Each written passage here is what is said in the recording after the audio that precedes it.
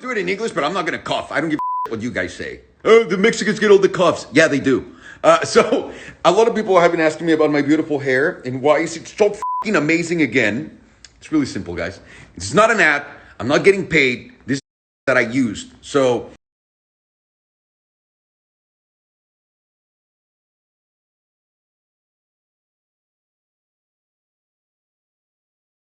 What's up, guys? Derek, moreplates108.com. Today we're going to be looking at Alessandro Salomondrini, also known as Salomondrin on Instagram. He is a massive, exotic car influencer guy.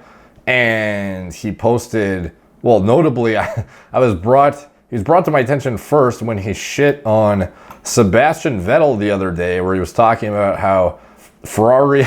like making a joke about how Ferrari fucked up his hair basically and like made him bald. And then he's like, oh, you know, Sebastian's hair is so bad. Like, look at mine. I got this recovery. It was kind of like, hey, I don't know, man. I don't know what he was trying to get at with that. Obviously, he doesn't like Ferrari for whatever reason, or just fucking hates Sebastian Vettel for some reason. But anyways, he posted his hair loss transformation. He says hair loss technology in 2021 is epic. And this is a before and after. And in his Instagram story, he actually goes on to talk about exactly what he did. And you can see in, he's like proudly showing off his hair and all of his Instagram stories now. And he's, chilling, feeling good and confident and whatnot. So in the story, he goes over exactly what he did. So, y pues jaló. Do it in English, but I'm not gonna cough. I don't give a shit what you guys say. Oh, the Mexicans get all the coughs. Yeah, they do. So a lot of people have been asking me about my beautiful hair and why is it so fucking amazing again. It's really simple, guys. It's not an ad. I'm not getting paid. This is that I used. So I'm sure you can use it in other forms. These are pills. It's called Finish Street. I have no idea, but it's by Keeps. And those are pills. I take one a day. And then there's this, which is the foam for the hair, which I use twice a day. That's it. So he's showing the finasteride pills, and you can see on the front it says 1 milligram. So this is the standard dose prescribed for androgenic alopecia is 1 milligram. Propecia is the brand name, and the generic finasteride, which is the actual chemical drug name, is the same shit. 1 milligram finasteride is going to do the same thing. And then the foam, the hair foam he's talking about is minoxidil, and it is the 5% concentration at 50 milligrams per milliliter. And that's a pretty standard newbie approach to hair loss. And you can see that it worked quite well for him. And he's very, very happy with the results. The before and after speak for themselves.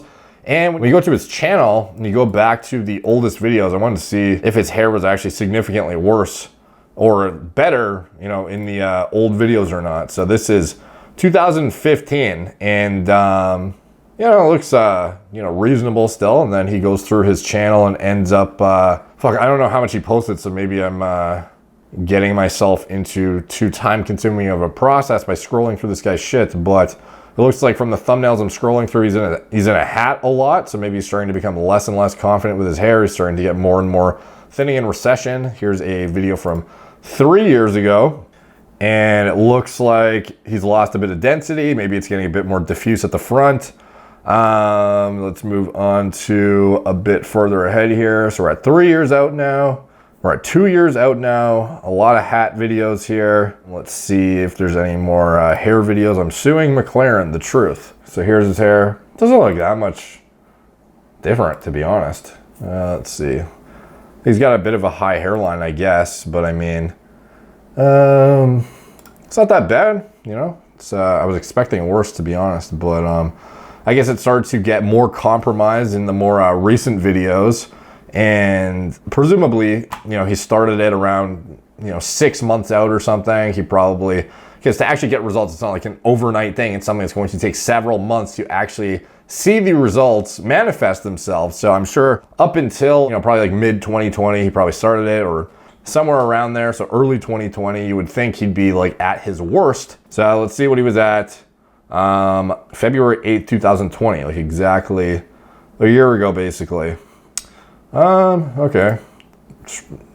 Bit more receded, maybe? I don't know. Tough to say for certain, but I mean, like, obviously he's not happy with it, and, some of the, maybe he does a good job at hiding it or whatever, but, the pictures with the recession speak for themselves in terms of where he was at and how happy or unhappy he was with his hair, and now it is like gelled and still looks better than his hair over here, like not even styled. So obviously it made quite a difference. One thing I would tell him off the bat is, without even delving into adding more drugs into the mix, something to do that you could significantly enhance the results you're getting is to add microneedling into the equation. It is clinically proven to, close to double the results you'll get from minoxidil just once a week doing a 1.5 millimeter microneedling session. You skip your minoxidil on that day to not get excessive amounts of systemic absorption, but the growth factors you recruit through the microneedling session, as well as the enhanced minoxidil efficacy you get out of it on the 6 days of minoxidil, the 1 day of microneedling, it's like night and day difference in terms of actual results. So this guy could have even more substantial results if he added that into the equation. The thing I use is the Dominator, and you can obviously get the cheap like derma rollers off of Amazon or whatnot, but Dominator kind of just pays for itself in my opinion after you realize that this is a lifelong process and you save way more time, and the rollers are just so fucking ineffective to use manually using them in my opinion. They go potentially damage your scalp by going in at an angle rather than going straight in and out. I don't know how true that is for certain, but I do know that I save a shit ton of time when I do the Dominator, and it also is less painful, to be honest, because you're going in, it's like ripping a Band-Aid. Are you gonna do it super slow, or are you going to go as fast as fucking possible? So the Dominator just like goes in and out rapid fire, and you like barely even, like, it's not pleasant, but it's certainly a lot easier than manually rolling 1.5 millimeter spikes with your hand over your head. So I would highly recommend that, and I'll put it in the pinned comment below. But the meat and potatoes here is the finasteride and the minoxidil. Now, you can get this from, any doctor should prescribe you finasteride if they deem you are, a candidate or you would benefit from it, but it's pretty easy to get. It's not like you have to go through this company he went through, nor do you have to go through, my HRT clinic or anything like that. It's a very commonly prescribed medication, very cheap, very easy to get your hands on, and is very well tolerated. Now, a lot of those, people that promote, he's not promoting it because he's not sponsored, but a lot of people that do promote this stuff on YouTube and stuff will not tell you about the side effect profile of this stuff, which is something you definitely should look into. And I recommend you watch my video called "Should You Start Finasteride, Yes or No?" And that video basically lays down what I think in terms of how to make the decision is using a 5-alpha reductase inhibitor that cuts your DHT by up to 70% worth the risk. When you may have heard of the horror stories of finasteride, and then you also hear a lot of people say that, it's all overblown, there's no risk of side effects, and blah, blah, blah. I recommend you check out that video if you want insight into it. But anyways, in the minoxidil, these are all well-tolerated, FDA-approved medications. So in general, like, these are the heavy hitters that are going to do the majority of give you the most results and the most bang for your buck when you're first getting into this stuff. Like, this is the first things you should be looking at.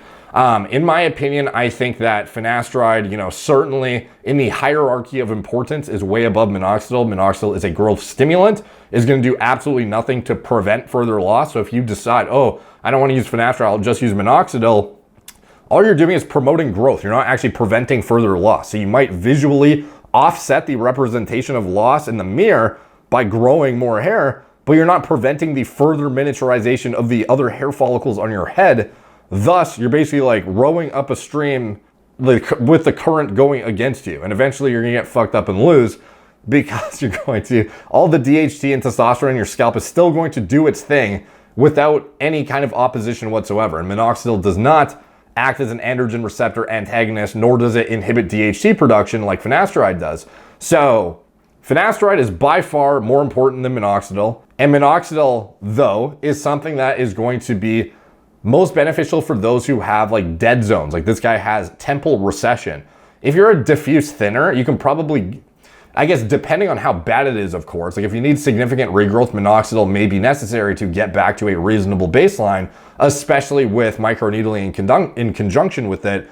But if you're getting ahead of this and you're being proactive, which is what you should be doing, you can probably just get away with finasteride, never have to do anything else. That would be and you could maybe even get away with a lower dose than he did. Maybe you can get away with 0.2 milligrams. Is shown to be efficacious still. It's not like you have to start off, balls deep at 1 milligram. There's ways you can actually taper up. It's not something that you're forced to use the max dose right away. You can assess your response to it. So that is something that is worth noting as well. But at the end of the day, This is a very standard newbie approach to hair loss, minoxidil plus finasteride, and it works extremely well. Adding microneedling on top is a non-pharmacologic way to enhance the results by a significant amount that a lot of people overlook, and is one of the most overlooked things in my opinion when it comes to hair loss prevention and getting substantial bang for your buck results without introducing more drugs into your system. And then above and beyond that, obviously the majority of people are going to be fine with just that.